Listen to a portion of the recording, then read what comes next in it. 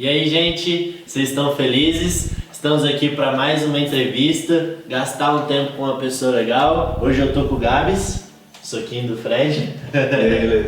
Hoje eu tô com o Gabs, ele é meu amigo, ele é líder da adoração da nossa casa, ele é líder da nossa igreja também, e ele tá formando uma família, tá bem? É isso aí.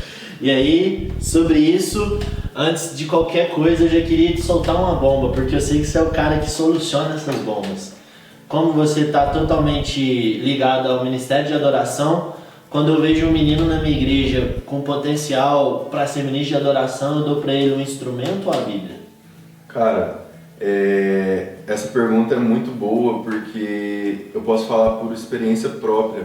Eu tive um treinamento muito bom na minha bagagem ministerial. Eu passei por 2 denominações antes da CMD, mas pela minha experiência e por tudo que eu já vivi no Senhor, com certeza eu respondo que para você formar um ministro, você precisa dar uma Bíblia para a criança, sabe? Você precisa dar uma Bíblia para o menino, porque a unção, ela pode até compensar a técnica, mas a técnica ela nunca vai compensar a unção.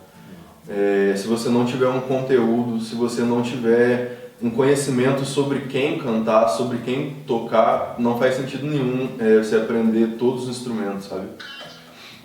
Muito bom. E aí, tipo, dentro disso que você falou, existe uma guerra entre unção e técnica? Você acha que... Como você enxerga isso? Porque às vezes eu sinto assim que no Ministério de Adoração há essa conversa. Na verdade, não é nem uma guerra entre unção e técnica, mas rodando as igrejas, a gente acaba vendo que algumas denominações elas prezam muito pela técnica e por um som de qualidade, por músicos estudados e tudo mais, e acabam deixando um pouco de lado a consagração, a dedicação ao Senhor, às Escrituras, e por outro lado, algumas denominações acabam deixando de lado a parte técnica, não se preocupam com a qualidade do som e de quem participa da adoração, mas eles focam totalmente na dedicação ao Senhor, e nós até vemos que esses irmãos têm unção. Só que, se a gente for olhar para as Escrituras, quando Deus ele vai levantar os homens para construir o seu tabernáculo lá em Êxodo, quando ele vai chamar Bezalel, você vai ver que Deus ele vai ungir aquele homem que já tinha uma capacidade técnica para construir os utensílios do tabernáculo do Senhor. Então, se você olhar desde Bezalel no tabernáculo, passando por Davi, pelos profetas que profetizavam na tenda do encontro, sempre existia um equilíbrio entre unção e técnica.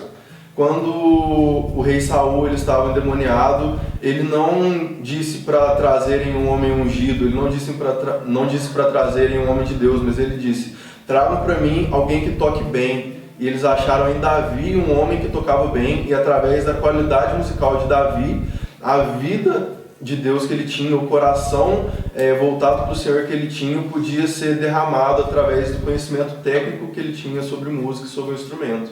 Uau. Faz sentido? Não, total. E aí é legal que eu já ouvi a expressão falar que é como se fosse um avião, né? E ele tem 2 asas, então qual asa é mais importante do avião? Exatamente. Uma asa seria a técnica e uma asa seria a unção. Nenhum avião voa com uma asa só, ele precisa das duas para poder voar de uma forma equilibrada, né?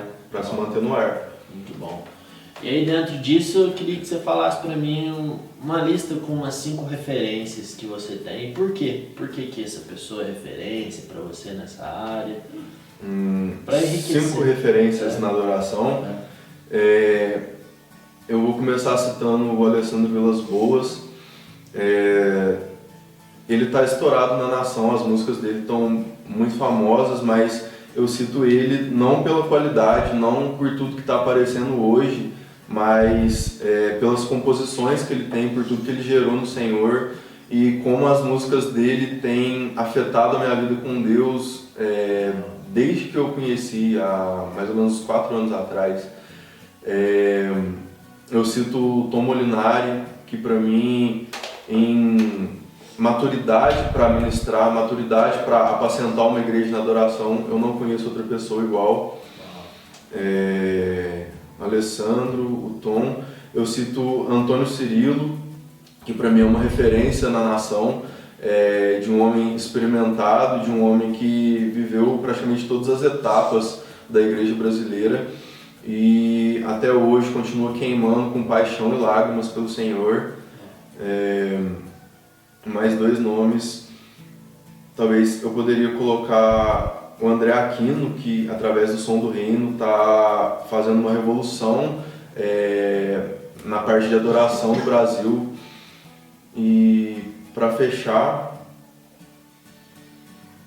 talvez eu colocaria o David Keelan, que foi muito importante no meu processo de conversão lá no começo. Ele foi um dos pilares na nação brasileira sobre adoração espontânea e íntima. Então, quando eu estava começando a conhecer o Senhor Jesus, as canções de David Keelan me mostraram uma faceta de um Jesus íntimo, sabe? Um Jesus amigo, um Jesus noivo que eu não tinha ouvido ainda falar nas pregações e em tudo que eu vivi dentro da igreja até então. Uau, muito bom, mano, muito bom. E sobre isso, o que você entende sobre uma igreja local ter sua própria canção? E junto com isso eu pergunto para você se você tem intenção de compor, se você... o que você pensa sobre isso? Cara, eu acho imprescindível uma igreja ter suas próprias canções, porque um pastor, ele prega sobre o que ele tem visto em Deus e sobre o que ele tem vivido. Então, faz todo sentido a igreja também cantar sobre o que ela veio e o que ela vive em Deus, certo? Só que é um pouco complicado a gente começar a lançar as nossas canções, porque Deus ele começa fazendo um processo individual, ele começa falando no meu quarto, então aquilo que Deus derrama no meu quarto começa a fazer sentido para mim e através da vida de igreja eu começo a espalhar sobre os meus irmãos e então uma hora isso acaba desagando sobre a igreja. Sim. Então, por exemplo, eu tenho já algumas músicas guardadas e eu tenho até a pretensão do Senhor de fazer alguma gravação e estar lançando elas em breve. Só que elas precisam fazer sentido na realidade da minha igreja local, entende? Então, antes de eu cantar isso sobre a igreja, eu preciso viver isso, eu preciso pregar isso para a igreja, entende? Porque o que a gente prega, o que a gente canta, tem que viver em harmonia, tem que caminhar junto. A gente canta sobre a mesma pessoa que a gente prega. Então, quando a gente vive quem a gente canta, quem a gente prega, a gente consegue caminhar e crescer no Senhor. Então, já fica um spoiler. Em breve teremos novidades. Sim. Tem algumas canções guardadas que estão sendo geradas e a gente vai gravar em breve. Eu tô animado. Eu tô empolgadíssimo. Agora, aproveitando toda essa conversa, eu queria que a gente falasse um pouco sobre vocação. Porque eu não queria só me deter na adoração, porque além de ministro de louvor, você também é um líder da igreja. Então, o que é a vocação? Como que você entendeu no Senhor a parte de ser um ministro de adoração e a parte de ser um líder da igreja? Como que surgiu isso em você? Ministro de adoração foi uma coisa muito natural, porque quando eu me converti eu já tocava violão, então nas igrejas que eu passei o pessoal sempre me colocou para participar da adoração, sempre para suprir uma demanda, uma necessidade, para poder ajudar a igreja a caminhar. Então eu sempre estive envolvido dentro da adoração, sempre participei de louvor. E à medida com que eu fui crescendo em comunhão com Deus, crescendo no conhecimento do Senhor Jesus, eu acabei me desenvolvendo. Eu comecei só tocando violão, e aí eu aprendi outros instrumentos e comecei a tocar outros instrumentos. Depois de alguns anos que eu comecei a cantar, e aí só então quando o Senhor percebeu que eu já tinha algo para cantar, que eu já tinha um conteúdo, que eu já tinha um conhecimento de Deus para revelar através das canções, aí sim, aprove Jesus me permitir ministrar sobre a igreja, sabe? Então eu acho que tudo isso acontece debaixo de uma permissão e de um impulsionamento de Deus. Quando Deus ele percebe que a pessoa ela já tem conteúdo, ela já tem bagagem, suficiente para falar sobre a igreja, para demonstrar uma autoridade sobre a igreja. Então Jesus ele dá voz para a pessoa. Então Jesus ele coloca a pessoa em um lugar de evidência. Agora, em relação à liderança da igreja, cara, na verdade não foi muito natural, porque durante um tempo eu e a minha esposa a gente até lutou contra isso, sabe? A gente recebeu algumas profecias, algumas palavras do Senhor sobre liderança, sobre guiar os jovens da cidade há muito tempo atrás. Só que na época a gente olhava em volta e a gente não via quem pudesse ajudar a gente nessa jornada, e parecia muito, cara, há 6, 7 anos atrás, parecia impossível tudo que a gente viveu e tudo que a gente está vivendo hoje, sabe? Mas também foi muito natural no Senhor tudo que aconteceu. O Senhor enviou as pessoas certas para compor o nosso corpo, enviou as pessoas certas para nos alimentar e nos enviar, né? E no tempo de Deus, Ele acabou indicando a estação para a gente poder transicionar e de fato começar a caminhar com um ministério próprio. Mas eu acho que a liderança ela começou através de discipulado, sabe? Ela não começou sobre ser dono de uma igreja ou ter um nome ou alugar um lugar na cidade, mas ela começou quando começaram a entrar pessoas na igreja e pessoas com fome de conhecer Jesus, pessoas sedentas de aprender sobre o Evangelho, sobre andar com Jesus. Só que da mesma forma como Jesus disse para os discípulos, vem e vê, nós só conseguimos ensinar para as pessoas, nós só conseguimos discipular as pessoas quando nós podemos dizer, cara, vem ver, vem olhar para a minha vida, aprende de mim, porque eu tenho aprendido de Jesus, sabe? Então, quando a gente começou esse processo de discipulado dentro da congregação que a gente participava, então pouco a pouco o Senhor Jesus ele foi dando essa voz, essa maturidade para poder liderar o que hoje acabou se tornando uma igreja. E aí, dentro disso, qual seria, assim, na sua opinião, o maior privilégio e o maior desafio desse lugar onde você está hoje? Cara, o maior privilégio e o maior desafio, eles acabam sendo a mesma coisa, eles estão totalmente ligados. Porque liderar uma igreja fala sobre lidar com a noiva de Jesus, sabe? E o que sempre queimou no meu coração, mesmo nos momentos de dificuldade, que nunca me deixou parar, foi que eu estava lidando com a esposa de Jesus, com a esposa do Filho de Deus. Isso é difícil porque, cara, é uma responsabilidade enorme, é imensurável o tamanho da responsabilidade. Lidar com a minha esposa já é uma responsabilidade muito grande, lidar com as emoções dela, os sentimentos, suprir as necessidades da minha esposa já é uma responsabilidade enorme. Agora, imagina fazer isso ao nível da esposa de Jesus. E Jesus, ele espera que a sua esposa seja preparada para um encontro com ele. Ele espera que a sua esposa ela seja elevada ao nível de igualdade, em maturidade, em conhecimento, em estatura de Cristo, como fala lá em Efésios 4. Então, a nossa responsabilidade como líderes da igreja é levar a igreja até esse lugar, sabe? Elevar a noiva de Jesus até essa estatura. Então, essa eu acho que é a maior dificuldade. Por outro lado, também é um prazer indescritível saber que você está cooperando para o propósito eterno de Deus, porque a palavra diz que Jesus ele só vai voltar, a escatologia só vai se desenrolar, o Apocalipse só vai acontecer quando a noiva de Jesus alcançar essa estatura, quando a noiva de Jesus alcançar a maturidade parelha ao de Jesus. Então, o nosso prazer é trabalhar vendo a noiva de Jesus se desenvolver, vendo a igreja crescer, vendo ela se amadurecer, ela expandir. Então, a dificuldade e o prazer estão ligados no fato da igreja ela ser a esposa de Jesus. Uau, muito bom, muito bom.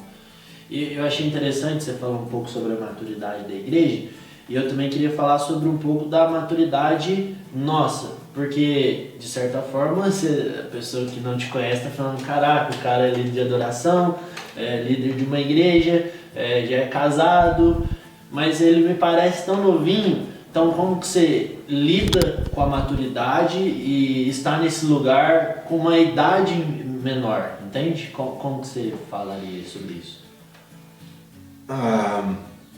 Sinceramente, eu não aconselharia ninguém em sã consciência a buscar um lugar de liderança, sabe? Porque a gente já aprendeu e hoje em dia está bem claro que ministério é serviço, liderança é servir. Como nós lideramos uma igreja cristã, nós lideramos a partir do exemplo de Cristo. O exemplo de Cristo foi cingir os seus lombos, pegar uma toalha e lavar os pés dos seus irmãos. Então, como líder, no meu processo de maturidade, a primeira coisa que eu precisei aprender foi isso, eu preciso servir os meus irmãos sem esperar nada em troca, assim como Jesus me serviu sem esperar nada de mim. Ao mesmo tempo, eu acredito que esse processo de maturidade, da mesma forma como deve ter acontecido com você, foi uma coisa muito natural, porque é o Senhor quem produz em nós, é o Senhor quem nos capacita, é o Espírito Santo quem nos dá e nos supre de tudo que nós precisamos para cumprir a obra que Ele nos designa fazer. Então, acaba sendo um equilíbrio sobre eu estar disposto, sobre eu me preparar, sobre eu entender no Senhor e sobre eu apenas me lançar e deixar o Espírito Santo conduzir. Muito bom. E é bem interessante, então, a gente podia dizer, baseado nas escrituras, no que você está expondo, que a gente conversou até agora no seu serviço, não no seu título, né? Não no seu cargo. Exatamente. Tudo isso que a gente falou até agora, seja na parte de liderança, visão de Deus, ou na parte burocrática, ou mesmo na parte de adoração, nós falamos basicamente sobre um serviço que eu presto para a igreja e não sobre um cargo que eu tenho, uma posição de destaque. Muito bom. E aí, baseado nisso, então vamos para o seu chamado, porque pode até parecer engraçado, né? Porque parece que a gente falou sobre chamado, mas a gente falou sobre vocação. Exatamente. E agora eu queria conversar sobre o seu chamado, porque o seu chamado é conhecer Jesus. Então eu queria que você contasse a história da sua conversão pra gente. Beleza. O meu chamado, ele é conhecer Jesus. Tudo bem? A gente já falou sobre isso em alguns outros vídeos. E eu venho de uma família de berço católico. A minha família, no macro, não é praticante, mas a minha mãe, ela sempre foi bem fervorosa dentro do catolicismo. E então, desde criança, eu sempre tive um certo temor de Deus, eu sempre tive uma certa noção sobre a existência de Deus e sobre Jesus, seu Filho de Deus. E eu participei do catecismo católico, eu fiz primeira comunhão e aos meus 12 anos de idade, em 2009, em abril de 2009, um primo meu que estudava comigo na época, ele me convidou para visitar um culto na igreja presbiteriana. E eu acabei visitando o culto, era um culto de sábado, culto de jovens e tal, e como eu já tocava violão, já tinha um gosto pela música, a hora que eu cheguei na igreja, a primeira coisa que me chamou a atenção foi ter uma banda em cima do púlpito e as luzes apagadas e toda uma atmosfera, uma coisa que eu nunca tinha visto antes.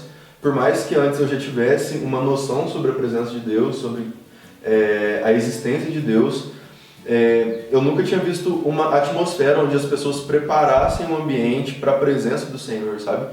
E então, naquele culto de sábado, se eu não me engano, foi no dia 3 de abril de 2009, num sábado à noite, o Senhor, ele me visitou com a presença dele, e ele me mostrou que o Deus que eu sabia que existia, ele era mais próximo do que eu imaginava, sabe?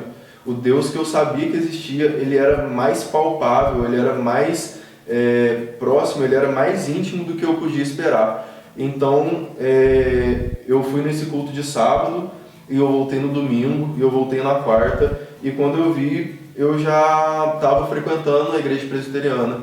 Então, esse foi o meu processo de conversão, de transição da igreja católica para a igreja protestante. Foi quando eu descobri que, além de existir um Deus, eu podia conhecê-lo, sabe? Eu podia caminhar com ele. Muito massa. Mas aí eu queria que você falasse desse encontro, assim, na igreja protestante, como você colocou. Você relatasse, assim, uma experiência marcante na sua vida, que, tipo, é como se tivesse separado águas. Cara, como eu já vinha de um berço católico e minha mãe, ela sempre me ensinou sobre Deus, eu não tive, assim, um momento onde eu me converti, onde, por exemplo, eu saí de um lugar de vício ou um lugar de iniquidade para um lugar onde eu realmente tivesse me convertido e começado uma vida com Deus. Eu sempre tive uma consciência da existência de Deus, da presença de Deus, mas na minha caminhada com Deus eu vivi algumas experiências. Por exemplo, essa onde eu passei a frequentar a igreja protestante, onde eu tive um encontro com Jesus.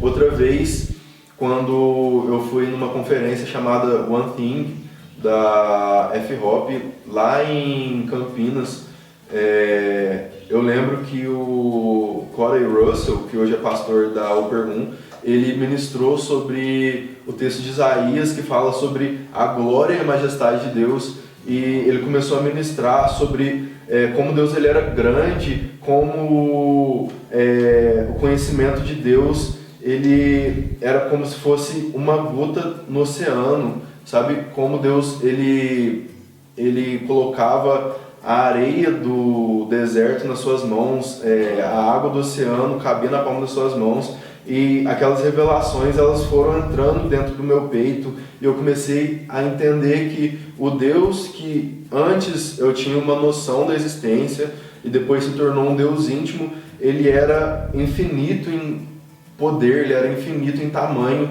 e Deus ele me encheu, ele me atropelou com uma revelação sobre como um Deus tão glorioso, como um Deus tão majestoso, como um Deus infinito, ele pode caber dentro de um ser finito, sabe? Ele pode caber dentro de um homem pecador, de um homem miserável.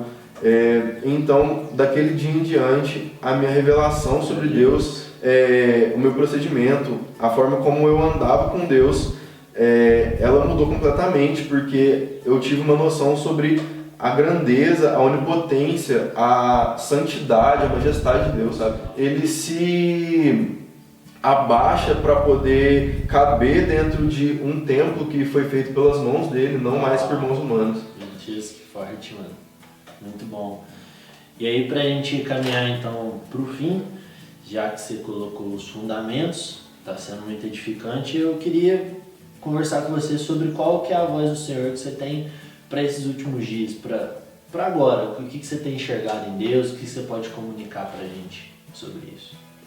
O que eu tenho sentido em Deus, na verdade, que eu sinto que faz parte do meu chamado, geralmente quando um jovem se converte, ele procura de Deus: Senhor, qual é o meu chamado? Qual é a minha vocação? Me leva, me usa, eu quero ir para as nações, eu quero pregar o evangelho. E geralmente é meio padrão na sociedade o jovem que se converte querer ser um missionário, querer ser usado por Deus nas nações e tudo mais. Só que comigo foi diferente. Desde que eu me converti, eu sempre senti em Deus um zelo muito grande por reforma, sabe? Como eu me converti e comecei a frequentar uma igreja reformada, eu comecei a entender que a reforma ela não foi uma coisa que aconteceu há 500 anos atrás, mas a reforma da igreja é uma coisa que precisa ser constante. Sim. A igreja ela não foi reformada, ela é reformada, ela continua sendo reformada. Então eu sinto queimar dentro do meu peito uma chama por continuar reformando a igreja. E reformando eu não digo mudando os fundamentos ou mexendo no que é a rocha, no que é Cristo, mas pelo contrário, trazendo a igreja dos lugares onde às vezes ela vai crescendo e se perdendo em alguns caminhos, mas trazendo ela de volta para a rocha, trazendo ela de volta para o fundamento. Então, se muita gente sente em ir aos perdidos, em fazer uma obra missionária, em viajar e tudo mais, eu sinto muita necessidade em Jesus sobre converter de novo o coração da sua igreja, sobre aquecer a chama naqueles que esfriaram na fé, sobre trazer de volta ao caminho de piedade e devoção aqueles que já conhecem o Senhor, mas acabaram esfriando no meio dos dias, sabe? E para ser mais específico e pontual para os últimos dias, eu sinto que a pregação sobre a volta de Jesus, a pregação sobre o fim dos tempos, ela tem sido preponderante para essa chama voltar a arder no coração daqueles cristãos que se encontram frios, sabe? Porque se alguém se esfriou no meio do caminho, é porque ela, de alguma forma, acabou perdendo a ânsia pela volta de Jesus, ela acabou perdendo os olhos e o anseio, a expectativa de que Jesus ele pode voltar a qualquer momento, sabe? Então, eu acho que a palavra pontual para os últimos dias nós precisamos nos preparar para a vinda do Senhor. Como Pedro vai dizer lá em 2 Pedro 3, esperando e apressando a vinda do Senhor.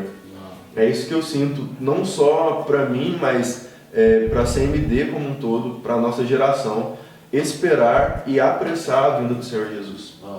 É muito legal porque, vamos supor que a gente já teve 10 entrevistados. Dos 10 entrevistados, 7 ou 8 pontuaram que a voz do Senhor para esses últimos dias é a vinda dele, é esse aquecimento.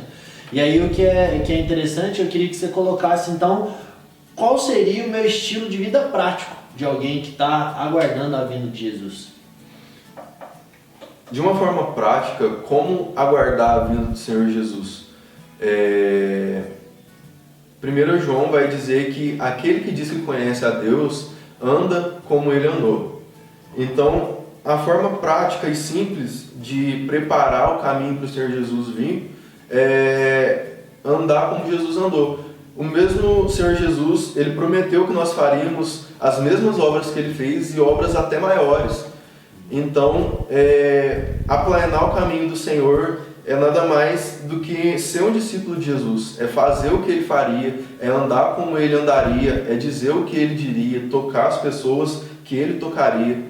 E na verdade, como ele é o cabeça do corpo, quando nós fazemos, o próprio Senhor Jesus está fazendo. Meu Deus, muito bom. Então é isso, gente. Espero que vocês tenham gostado, tenham edificado. Foi um prazer estar com você. Muito obrigado. Foi muito bom. Até a próxima, pessoal. Valeu.